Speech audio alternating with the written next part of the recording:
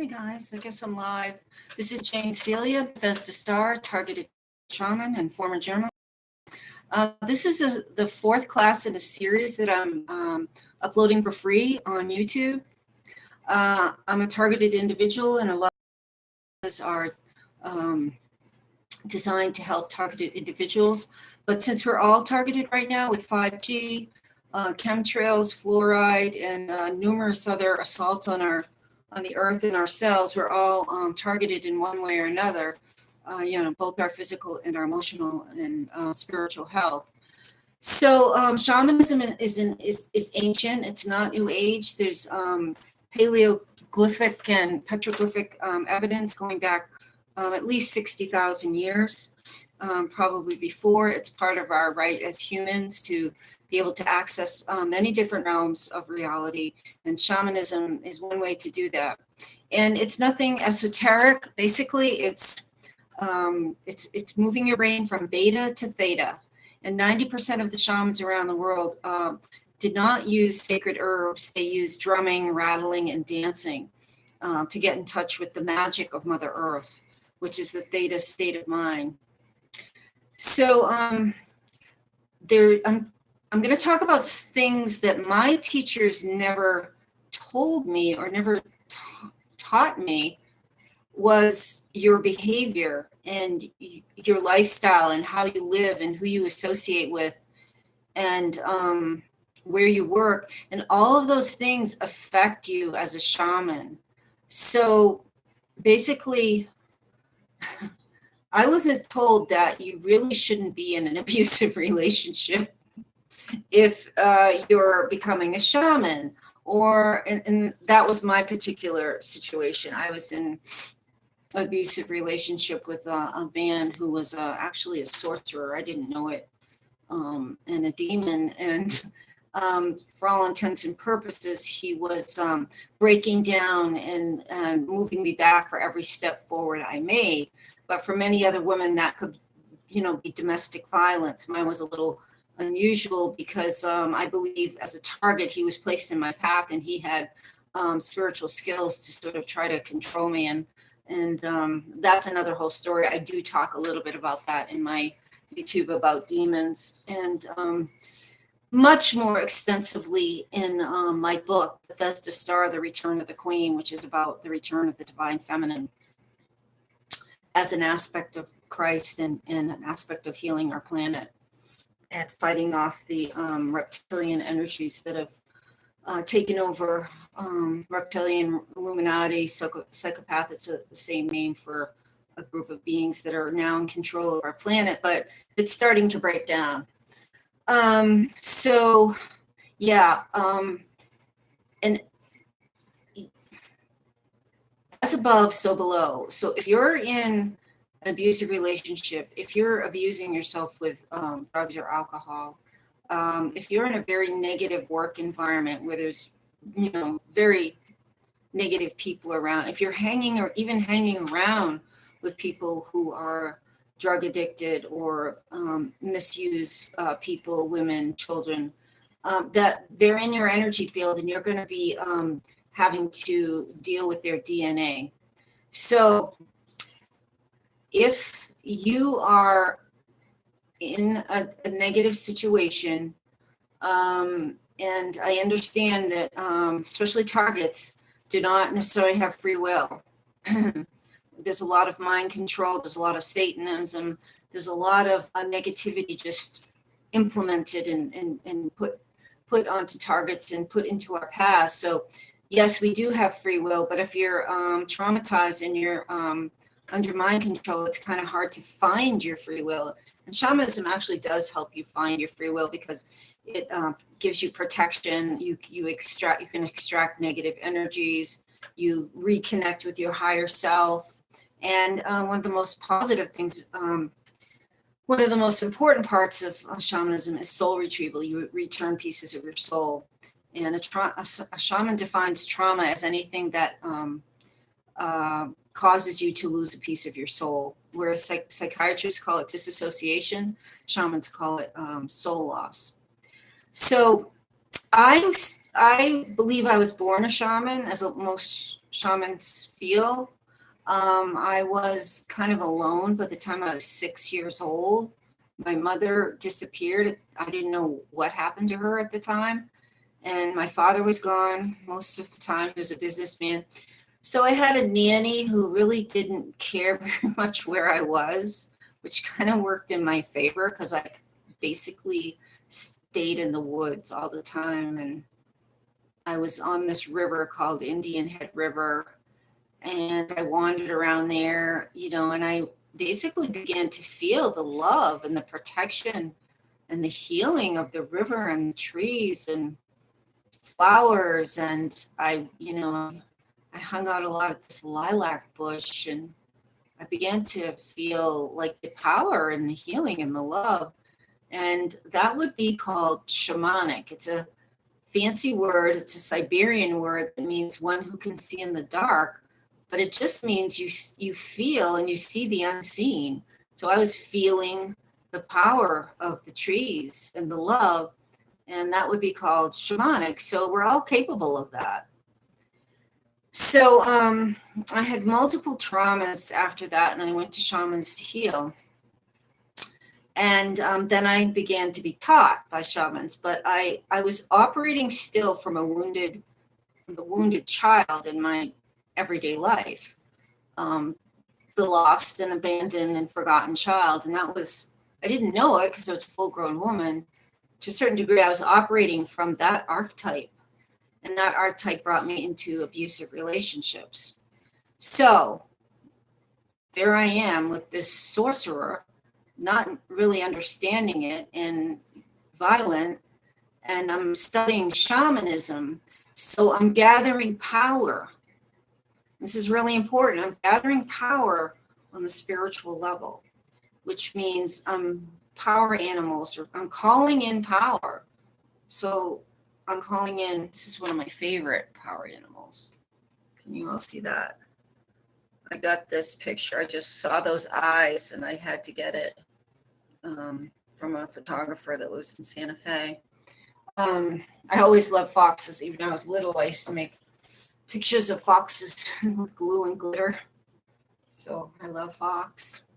So I was calling in power. I was calling in ancestors. I was calling in ascended masters, because that's what you do. A shaman is a hollow bone, and they just, love and compassion and work through you.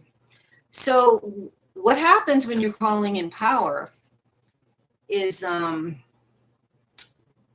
dark side's starting to notice you, on the unseen level. Like, oh, we better keep an eye on her. She might, or he might be trouble. So now I have called attention to myself, which is fine if you're totally grounded, totally in your power, in your body, and you've created boundaries in your life. But I had none of those. So I'm attracting power on the spiritual level. On the physical level, I'm in an abusive relationship. So, okay, you call in this power, the light power, and the dark's watching. So you may get into a confrontation with your partner, and he's screaming at you. So you've got holes in your energy field from being screamed at. So what? Oh, okay. So they're saying, oh, there's an opportunity. So they enter in. So what happens is you get spiritual intrusions, and in the worst case scenario, you get possession. But in our culture, shamans don't talk about your life. They're only teaching you for a weekend or a week. And I had wonderful, amazing teachers, but no one ever asked me about. They kind of knew about my life sometimes, but it was only if I volunteered it. It's not part of it. And in other cultures, in ancient shamanic cultures, there was a shaman in every community. They kind of knew you as you grew up, and they had an eye. It was a spiritual responsibility to be watching out for people, and they would know if you were young and you took a wrong turn, and they're not about to hand you over power, because they know they're going to attract a lot of attention when you're not ready. So I wanted to, and before I go any further, and I meant to say this at the very beginning, I already did this video. It was 30 minutes. It was cyber hacked down to 6 minutes. So I'm getting seriously cyber hacked. So that's one way you know this is really important. They literally cut my video to 6 minutes. So I want to say right now, this is a 30-minute, at least 20 to 30 minutes video. If I have to put it out in 5-minute increments, that's what I'm going to do. But just so you know, I already did this because I was getting a little bit behind. I was very much involved in the Neverland, Leaving Neverland, which I debunking it, which I highly encourage you to watch. So I didn't get to this, but I did like 4 days ago, and they cut it. Every single one of my sites are cyber hacked most of the time. I have such a rich inner world, you know. I get a little bit upset, but it's not devastating because this isn't my major world is electronics. But I feel like what I'm teaching is very, very important for everybody to be able to as a human, you have access to amazing worlds. And when you pass on, you don't have them anymore. You have, you know, the dream world, the mystical of Mother Earth, the power animals, middle world and upper world, the ancestors. So this is part of your birthright, because I did a master's thesis on shamanism and found that we all have lineage back to shamans. It's not anti-Christian. It's like, it is Christian. Christ said, as I do, so can you do, and please do it, because I don't want to have to do this all by myself. So please embrace your powers, your healing powers, so you can heal the planet, you can heal each other, you can heal yourself, and you can protect yourself more from targeting. So as I was saying, contemporary Western shamans that I know of do not teach you about your own life. Like, what are you doing on a daily basis? What are you eating? Who are you associating with? Do you have a firm foundation? Are you responsible? Are you paying, you know, all those things? I thought they didn't matter, but they're total. It's like the foundation of your life, and you have to be even more stable once you start calling in power, because calling in the light attracts and equal and opposing the negative. So, and I wanted to do this video before I went on to any more, especially when you start to do shamanic journeying, that you would not want to go too much further in this series if your life is in an upheaval. If you know, it's like Maslow's hierarchy of needs. It's the same as shaman. You have to take care of your basics. And I was the worst offender of my own speech right now. I just wanted everything magical and mystical, and I didn't want anything to do with this reality. And that was, you know, that was painful over and over. You know, I got knocked off base many times. I think part of it, big part was being targeted, but part of it is I wanted to be in the other realms. I wanted to be in beautiful spiritual. But the price you pay for that is you have to be even more grounded, which is the irony. You have to be extremely grounded.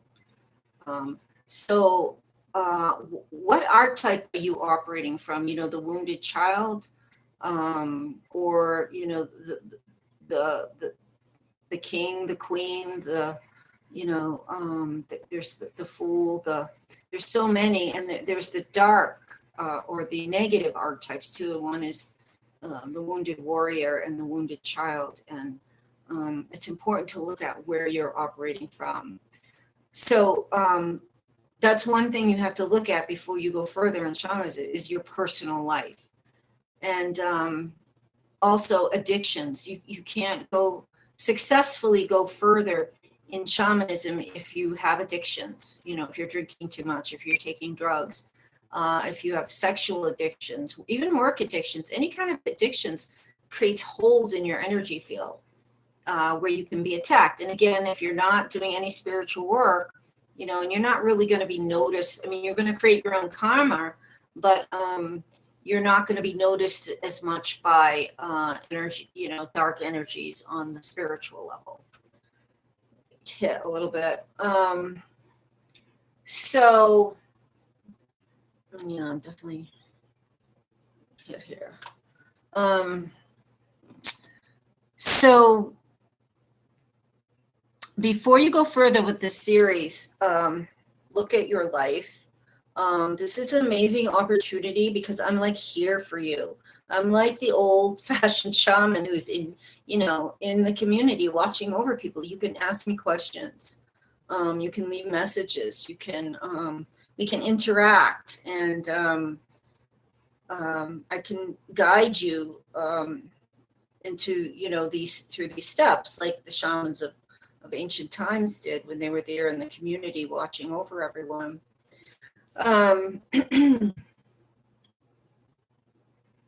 So that was basically what this one was about, was your behavior. Are you ready to go on? Are you ready to call in power? Are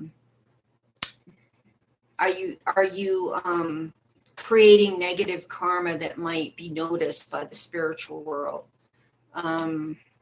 So again, that's not something any teacher ever said to me. And I don't think they do it. And I have some pretty amazing teachers. You go for a healing to a shaman, deep possession or spiritual, and take it, soul retrieval, power animal retrieval. But you can walk back out and just, undo everything they've done if your behavior or your lifestyle is counter to positive energies and positive healing. So, and also, if you're a target, they're going to be looking for a weakness too. So the same applies.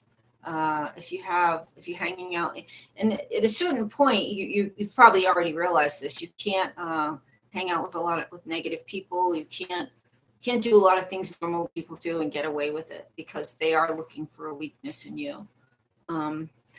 So this is a little bit shorter than I thought it was going to be. I hope that they put this out. I have been getting targeted pretty heavily. I was up most of last night, getting slammed. I slept 3 or 4 different places in my house, in my car. I did get some more magnets, so I think that's going to help.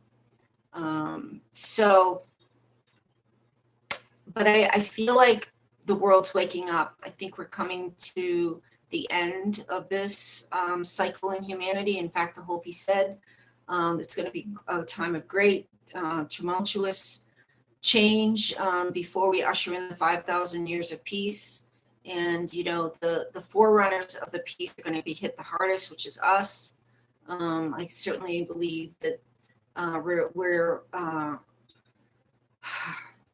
redoing the Crusades. Every time we incarnate, we are fighting evil, and sometimes we make a few steps forward and a few steps back, but I think this time we're going to win.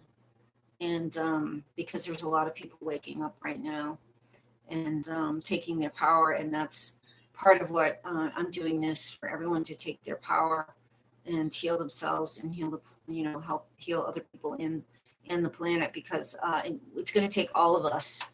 It's going to take all of us to turn the tide, and hopefully we'll have some peace on Earth for another 5,000 years once we take out, or minimize, or what we're basically to is remove the food energy of these invader species, which is fear, torture, evil. We're gonna eliminate that, and then they're gonna leave the Earth. Basically, we're gonna remove their food source, which is evil. And as many of you know, there's a lot of that in the news right now with Epstein, and it's all breaking out and breaking loose. And so anyway, lots of love to everybody, and peace be with you.